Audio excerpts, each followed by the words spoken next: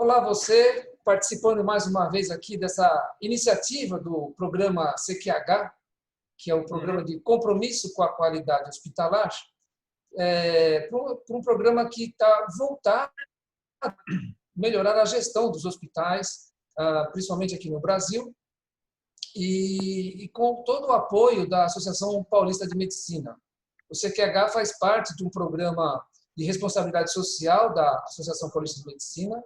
Em março de 2021, o programa fará 30 anos de existência, portanto, com uma boa experiência, uma larga experiência.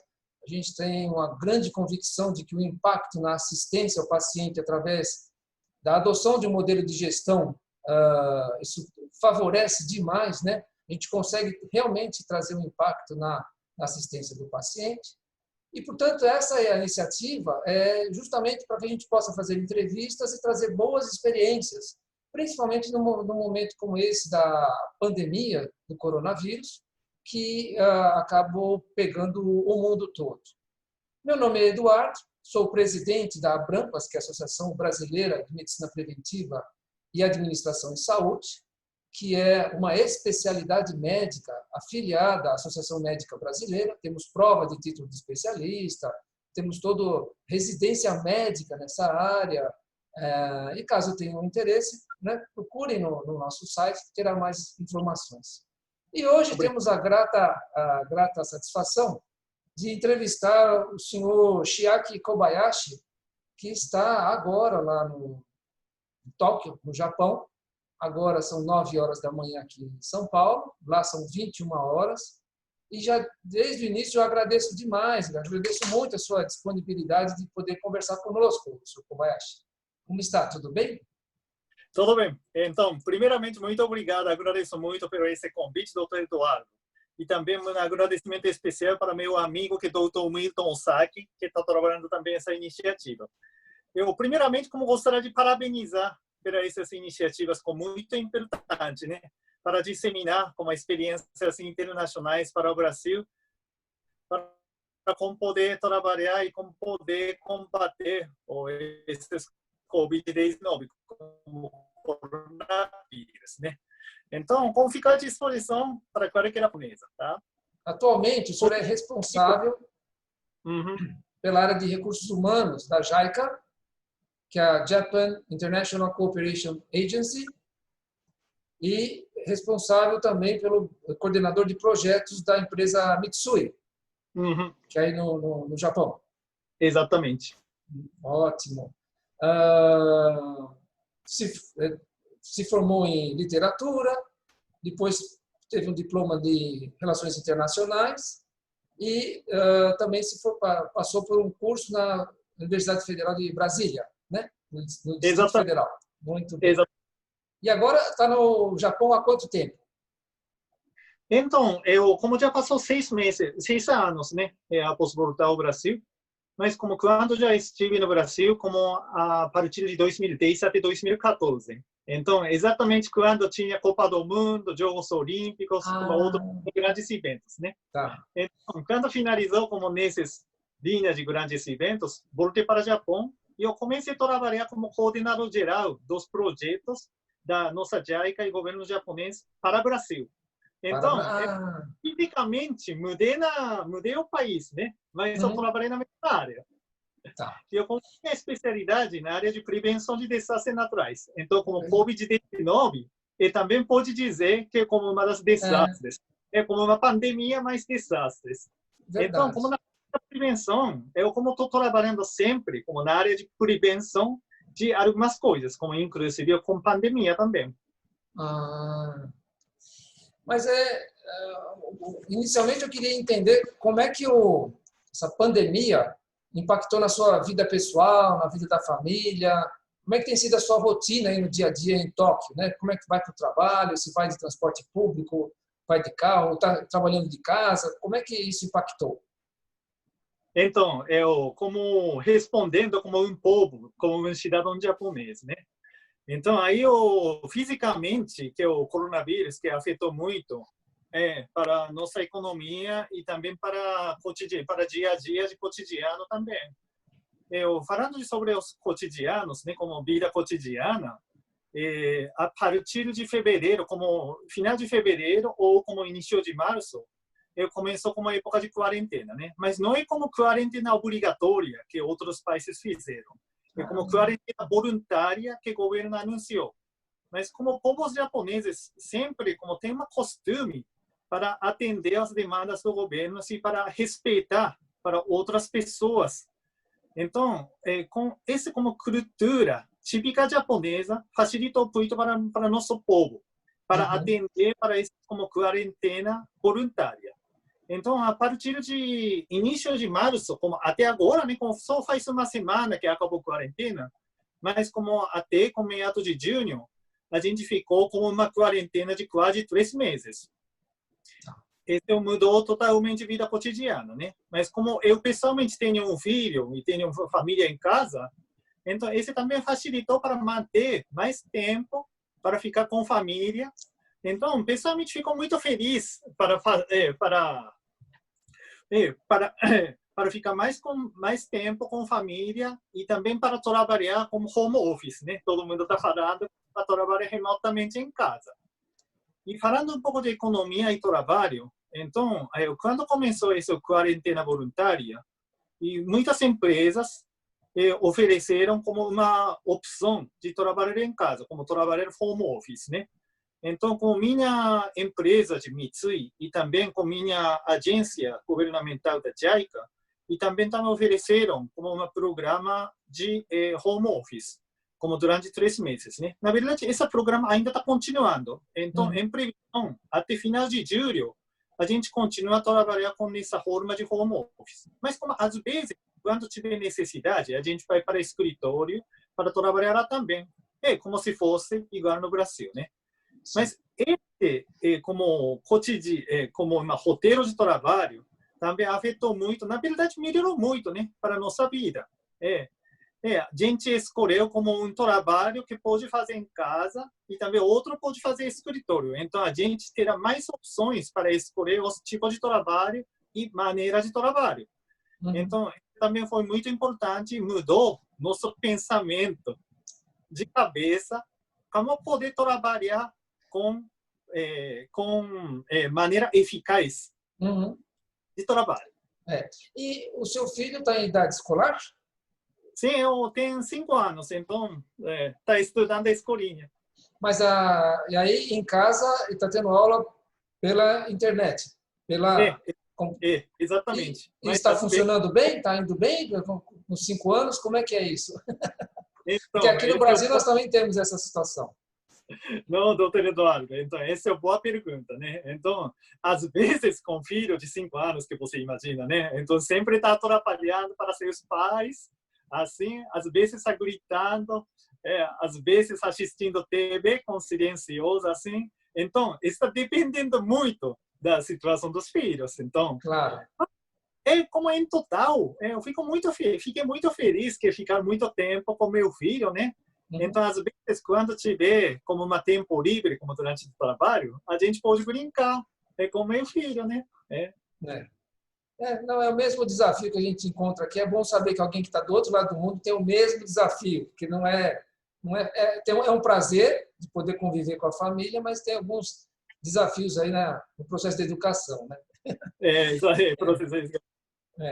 E me conta um pouquinho, falando um pouco aí sobre a atual situação efetiva do Japão, quando a gente compara como é que estava antes, né, a situação passada, a situação atual, e nos últimos 3 meses, o impacto, como é que foi aí no Japão, no dia a dia, até na economia, enfim, o que você pode nos contar?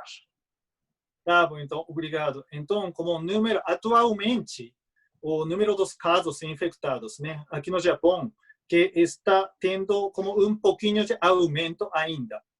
Então, como eu estou morando em Tóquio, né, como área capital, tem aumento de 50 ou 60 casos por dia, né? Então, comparando com 3 semanas antes, já aumentou bastante, porque quando acabou a quarentena e a gente começou a sair, e depois de 2 semanas que acabou a quarentena, alguns casos positivos que foram encontrados. Então, lamentavelmente, estamos observando que tem pouquinho aumento, mas não é como segunda onda, pouquinho aumento. Então, não existe nada de colapso hospitalar, então o hospitalar está funcionando normalmente.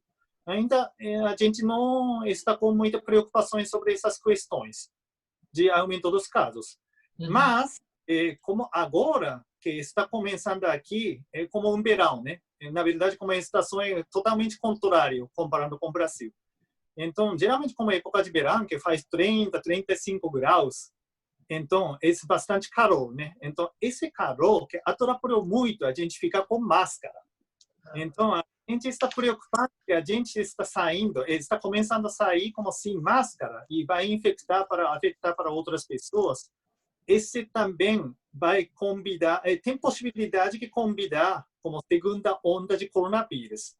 Esse é bastante preocupante. E também como época de julho e agosto, isso aqui é como a estação de férias, né? Como a época de férias. Então, nesse ano, por causa do coronavírus, vai ter pouca movimentação de turistas e viajar para fora, né? Mas, comparando agora, com certeza que tem aumento das pessoas e número de turistas que vão sair. Então, nossa preocupação é que essas pessoas vêm de fora para Tóquio e sair de Tóquio para fora, que vai começar a afetar e contaminar para outros lugares onde não tem coronavírus ou acabou o coronavírus. Essa é a preocupação. E você citou anteriormente que uma das áreas suas de atuação é a prevenção de catástrofes. Exatamente. E em algum momento passou pelo radar de vocês a questão da pandemia? Vocês já tinham rastreado isso? Porque na Ásia, alguns países já tinham vivido a questão do coronavírus como o SARS, como o MERS, mas ficaram restritos à região aí da Ásia. Havia essa possibilidade na visão de vocês de uma pandemia? Sim, então, falando dessas questões, sempre no Japão que tem como se chama, como que fala, esse é o gripe influenza, né? Ouvi falar que gripe influenza. Então, gripe influenza tem afeto como anualmente entre janeiro até março, como para nossa estação, como a estação de inverno até como início de primavera. Então, quando começou a infecção de coronavírus, muita gente confundiu influenza como coronavírus ou coronavírus como influenza. Perfeito. Então, geralmente, influenza não é como um caso grave, né? Então, quando tiver como esse tipo de vírus de influenza, normalmente a gente trabalha normalmente e como sem saber está contaminando o coronavírus para outras pessoas. Então, a primeira onda de coronavírus chegou com esse tipo de costume natural que a gente está tendo com gripe influenza. Mas outro caso é aquele na barco, né? Aquele na barco de turista chamado Diamond Princess, que eu ouvi falar. Que esse Diamond Princess também foi como epicentro do coronavírus, né? Esse é o barco internacional, barco de cruzeiro. Chegou aqui em Yokohama, que é uma cidade maior de ao redor de Tóquio, né? Então chegou e foi encontrado com o primeiro caso do coronavírus dentro de navio. Mas como navio é como um ambiente bastante fechado, né? Sim. Os casos positivos teoricamente não conseguiram sair, mas nesse tempo de Diamond Princess chegou aqui, também tinha a mesma confusão que como com gripe e influenza. Então, os casos foram positivos como gripe e influenza. E aí o governo liberou para sair para essas pessoas e essas pessoas começam a contaminar para outras pessoas. Esse é o problema. Mas quando foi resolvido essa questão do Diamond Princess, esse do barco de turismo, né, barco de navio, então já foi um pouco atrasado. Na verdade, já começou a aumentar os casos de coronavírus sem pensar em esses barcos de navio da Diamond Princess, né? Então foi começado algumas grandes cidades, como em Tóquio, Osaka e Yokohama. E o pico dos casos positivos chegou em meados de fevereiro ou final de fevereiro, tá? O caso máximo foi 200 ou 300 casos positivos por dia. Comparando o Brasil, o número é pequeno, mas o nosso impacto é bastante grande, foi nessa época. Claro. E como é que funcionou esse modelo japonês para controlar o coronavírus? Então, o modelo japonês, quem falou esse modelo japonês é nosso primeiro-ministro Abe. Mas depois dessa fala do primeiro-ministro, tem alguns investigadores internacionais também criticaram que não existe esse modelo japonês ainda. Mas, na verdade, não foi definido nada. Não tem nada de definição sobre o modelo japonês contra a Covid-19, né? Mas, falando de culturalmente, a gente tem alguns gestos e alguns hábitos também naturalmente que podem evitar o risco de coronavírus, né? Então, vou te explicar um pouquinho sobre o 3C, que é o 3C que o governo anunciou. Então, 3C, que é como C, né? Como letra C. A letra capital é C, como significa, então, primeiro, que para evitar como closed spaces. Isso significa como lugares fechados, né? Para evitar como lugares fechados. E segundo, é como crowded places, como lugares lotados, para evitar. E terceiro, é como cross contact setting. Então, contatos próximos, para evitar contatos próximos. Então, como 3Cs, foram implantados para nossos povos japoneses pelo governo como orientação do governo. Então, essas orientações bastante está adequado para nosso, para nosso hábito, né? Como nosso hábito cultural. Por exemplo, como contatos próximos, a gente não tem hábito com beijar pessoas, abraçar pessoas como brasileiros, né? A gente mantém como certa distância para cumprimentar para as pessoas, como para baixar a cabeça, assim. Às vezes para abraçar, mas é pouco caso que faz como esse tipo de abraço e beijo. Então, esses como evitar contatos próximos, que funcionam muito bem para evitar os casos, né? E como lugares fechados e lugares lotados, como outros 2C, então, esse deu alguns problemas, porque os povos japoneses, como brasileiros, gostam muito de sair, gostam muito de comer fora e, às vezes, beber e cantar. Então, geralmente, essas festinhas acontecem em lugares fechados e lugares lotados, né? Como se fosse o Brasil. Então, depois de anunciamento de esse estado de emergência, ou seja, como início de quarentena, o governo sugeriu para as lojas fechadas e lugares fechados não foram proibidos para usar como lugares lotados e lugares fechados.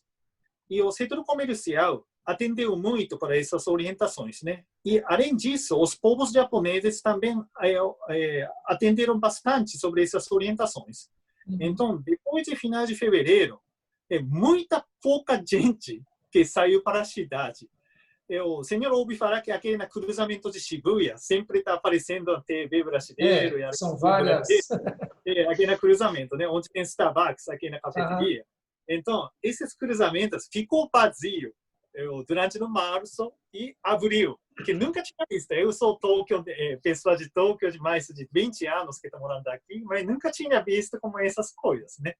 Então, observando como essas tendências, esses hábitos culturais japoneses, parece atenderam muito a orientação do governo e funcionaram muito bem para a prevenção de coronavírus nessa época. Bom, estou aqui falando com o Sr. Kobayashi, diretamente do Japão, de Tóquio, trazendo para nós essa experiência interessantíssima de como que o Japão tem enfrentado a questão do coronavírus. Mas o senhor citou anteriormente a questão do governo japonês adotar os 3Cs. E, pelo que eu entendi, esses Cs são palavras em inglês. Ou também corresponde a palavra em japonês? Então, a gente fala como sanmitsu, né? San significa 3 e o mitsu significa como que fala? Então, mitsu é com densidade. Então, é por densidade. Então, para nós, como evitar como uma alta densidade dos lugares, significa Aham, lugares fechados, lotados e contatos próximos. Então, tá, MITS, isso significa. entendi. E outro detalhe, então, que no início da conversa me falou que havia uma quarentena voluntária, mas pelo que eu entendi, depois também houve uma proibição aí de abertura de lugares como restaurantes, lugares onde as pessoas pudessem ficar agrupadas. E aí passou a ser obrigatório ou ainda continuou sendo voluntário? Essa parte que eu não entendi claramente. Então, boa pergunta. Então, aqui no Japão não tinha nada de como uma quarentena obrigatória, né? Esse Uhum. não decretou nada de governo, por causa da legislativa, né? Na verdade, a legislativa japonesa não permitiu que o governo fazer esses 40 governatória com Tá. poder público, né? Então, eu sou governo local e governo federal, que é o governo nacional, que a gente fala aqui, anunciou como quarentena voluntária tanto para o povo japonês quanto para o setor comercial. Uhum. Ah, E setor comercial e povo, como te falei, né? Então, funcionaram e adaptaram muito bem, atenderam muito bem sobre essas demandas. tá. Tinha alguns casos excepcionais também, como o Brasil, né? Ah, tá. Tá. Algumas Tá. pessoas que saíram e começaram a contaminar. Mas tinha muito caso raro. Tá. Então, pelo que eu estou entendendo, nenhuma cidade do Japão chegou a adotar o lockdown, que é aquela que nem a China fez, a Itália fez. Isso não ocorreu por aí. Exatamente. Daquele na época, não, daquele no momento que o governo anunciou como estado de emergência, né? Hum, Então, muitos países que confundiram como estado de emergência, que significou como uma quarentena obrigatória, tá? sim. Mas na verdade é contrário. Então, estado de emergência não tem nada como dentro da legislativa, esse estado de emergência não tinha nada de poder para obrigar as pessoas que ficam em casa como quarentena e Uhum. ou para fechar setor comercial. Não tem nada, não tinha nada. Então, só após o estado de emergência que o governo sugeriu para o povo ficar em casa e eu gradualmente para fechar para essas partes da setor comercial. Tá? Tá, tá. E já fazia parte da cultura japonesa o uso da máscara quando a pessoa estava gripada, justamente em respeito ao próximo, não é isso? E, portanto, É, eu imagino que a adoção da máscara por toda a população foi fácil. Como é que você vê é, isso? então, falando de máscara, a gente também tem um hábito cultural para usar as máscaras quando tinha gripe e também época de poeira, né? A gente para uma poeira de árvores e poeira de flores. Uhum. Então, quando sair para essas poeiras, a gente usa máscara como uma maneira preventiva. Então, exatamente como nessa época de quando circular os gripes de influenza e aquele problema de poeira, na verdade sempre acontece no início de março e até final de maio. Então, Que é a exatamente primavera, né? duplicou com quando aconteceu no coronavírus, né? Então, Ah, é fácil para adaptar como essas realidades, né? Como usar máscara como tipo obrigatória, aí eu respeitar para outras pessoas para não contaminar e não infectar. tá. E aí o uso da máscara se tornou obrigatório, não era voluntário. Então, não, esse também não era obrigatória, mas Ah, a gente sente como obrigatória, né? Porque entendi. esses com contato pessoal é como um diagnóstico mútuo, né? Ou Tá. seja, então tem que respeitar para outras pessoas. Então, japoneses se cuida muito, muito para essas Uhum. partes, cuidar a Tá. pessoa para não atrapalhar para outras pessoas. Então, com esses hábitos e pensamento cultural, a gente usa máscara. Entendi. E uma característica do Japão é que tem uma população idosa bastante importante, uma população centenária bastante importante. Houve algum cuidado específico com esse grupo de pessoas aí classificado como idosos? É.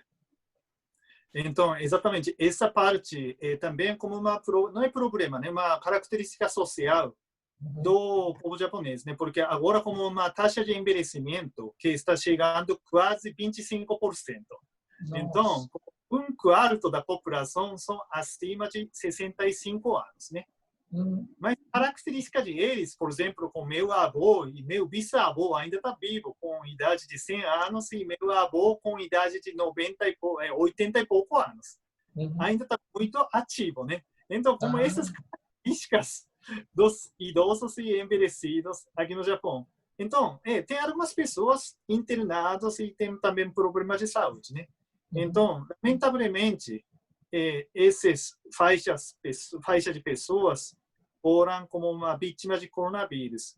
Mas a porcentagem dos mortos e falecimentos de essas faixas etárias de acima de 65 anos foi muito pouco comparando com outros países, né? Tá. E falando um pouco sobre a JICA, que é uma agência de cooperação internacional, ela acabou desenvolvendo algum projeto específico para esse período de coronavírus ou continuou desenvolvendo os projetos normalmente, nada específico para essa fase da pandemia?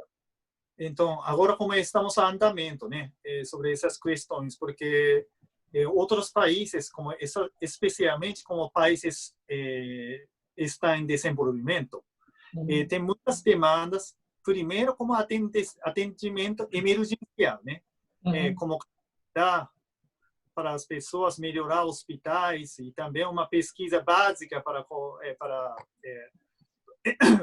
bactéria, para combate ao coronavírus, assim, né? Então, essas como demandas emergenciais, na verdade, a JICA não pode atender diretamente para esses casos, né? Depois de situação emergencial, com certeza que vai chegar como nível, mais como situação liberada para poder atender para a próxima prevenção de segunda onda e terceira onda. Então, nesse caso, eu acho que já vai poder trabalhar sobre essa parte, né? Por exemplo, que na área de situação emergencial, muitos países ainda não podem sair sobre a situação de emergência, né? No Brasil também, ou no Japão também, ainda está preocupado muito de segunda onda. Mas durante a primeira onda ou durante a situação emergencial, a JICA também tem algumas esquemas para poder trabalhar com combate ao coronavírus. Por exemplo, JICA tem uma linha de financiamento para governos, né? Como uma esquema de financiamento emergencial. Então, geralmente, essas linhas de financiamento para poder utilizar para atendimento emergencial de desastres naturais, como inundações, deslizamento, assim, né? Alguns países decretou como coronavírus como desastres naturais. Então, se o governo receptivo da nossa cooperação decretou assim, eles podem usar para essas linhas de financiamento. Então, a gente está esperando como se poder usar para esses financiamentos para atendimento emergencial.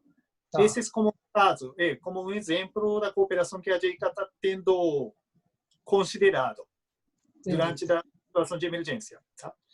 Então a definição de desastre natural não depende da JICA, depende de cada governo, de cada país decretar ou não a pandemia como desastre natural, é isso? Exatamente, doutor. Exatamente. Interessante. E como é que o Japão está se preparando? Enfim, quais são as preocupações aí para essa segunda onda, que, ao que tudo indica, virá, né, que é uma grande preocupação aí, principalmente após esse período do verão, que é onde as pessoas se expõem mais, né? Exatamente. Então, boas perguntas, né? Boas perguntas. Na verdade, como ninguém sabe, né, quando vai chegar como segunda onda e como poder prevenir para as segunda ondas. Então, agora que muito povo japoneses que está pensando em como manter para essa vida cotidiana, como durante o coronavírus, para poder manter, para evitar o risco de segunda onda, né? Por exemplo, como te falei que a primeira parte dessa entrevista, né, para manter como forma de trabalho, como home office e às vezes como trabalho no escritório. A gente tem que ter a cabeça considerando sobre o risco de coronavírus. Então, como a vida pessoal, vida em casa, né, também como respeita usando máscaras, menos para evitar para visitar os lugares fechados, para evitar os contatos próximos, para respeitar para esses exatamente como 3Cs que governo anunciou, né? Tá. E voltando à questão das escolas, após essas férias de verão, existe alguma perspectiva das aulas voltarem ao normal ou não tem alguma definição do governo com relação a isso? Então, já algumas escolas já voltaram para classe cotidiana, né? A maioria das escolas já começaram já. Início de junho ou meados de junho, como a época de festa junina no Brasil, né? Que me lamentaram verdadeiramente como tem menos festa junina nesse ano. Mas já a escola já começou. Já. Mas universidades, na verdade, ainda está fechada ainda, né? Porque universidade tem mais densidade das pessoas, concentração das pessoas e tem também volume das pessoas, né? Comparando com as escolas. Entendi. Então, e também podem facilitar fazer como a aula online, né? E a internet. Tá. Bom, a maioria das faculdades, universidades daqui, usam como aulas online, como até final de agosto. Para finalizar o segundo segundo bimestre. Aí o segundo bimestre, que vai começar como início de outubro, aí vai começar como uma aula normal, que é uma aula presencial. Entendi.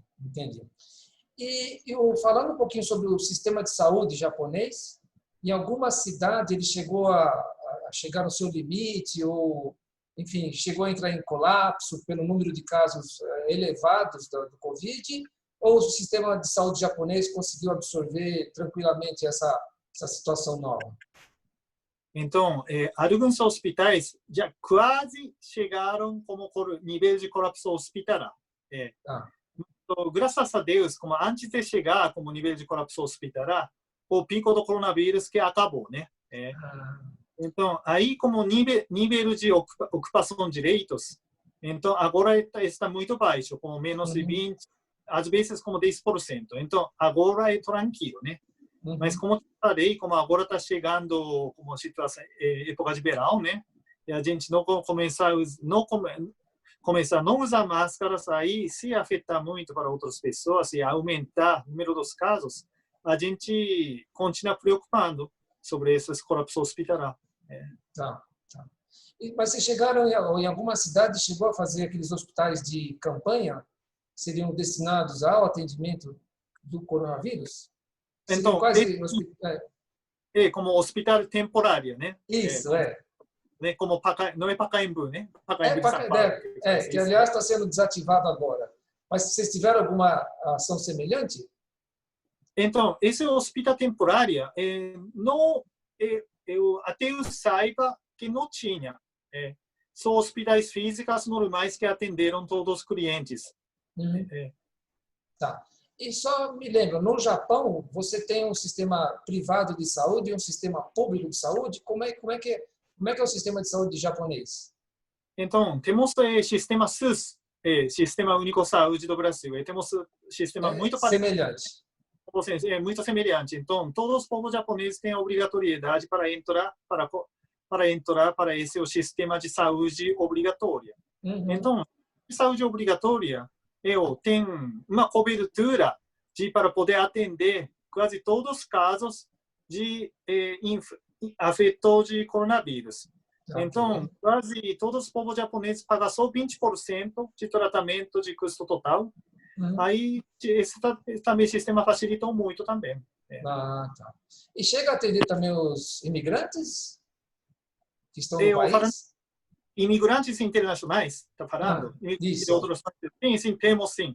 Mas não temos como um grande volume como a Europa, né? Mas aí, aqui tem como trabalhadores estrangeiros está aumentando bastante. Não, então, mas esses trabalhadores estrangeiros também têm direito ao sistema de saúde? Claro, tem sistema de direito também. Tá.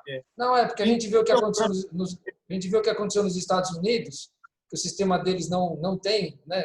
Estão destruindo lá com o Obamacare.